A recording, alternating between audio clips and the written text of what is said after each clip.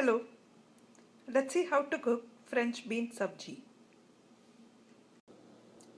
Ingredients required are 1 cup or 250 grams French beans, half teaspoon mustard seeds, 1 dry red chili, pinch of turmeric powder, pinch of asafoetida or hing, few curry leaves, 3 tablespoon grated coconut, salt, 1 tablespoon oil and some water.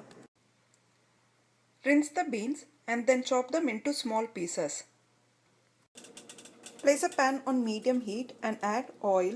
When oil is slightly hot, add mustard seeds and wait for them to crackle. After the mustard seeds are crackled, add dried red chilies, curry leaves, pinch of asafoetida and stir them around for 10 seconds. Then add cut French beans. Stir them around for a minute. Then add 1 teaspoon salt or as required. Then add turmeric powder, half cup water. Mix it well. Then close with the lid and cook covered on low to medium heat for 8 to 10 minutes or till beans gets cooked or becomes tender. After 6 to 8 minutes, open lid and check if the water has dried up or the beans have cooked. If the beans have not yet cooked, add little more water and cook for another 4 to 5 minutes.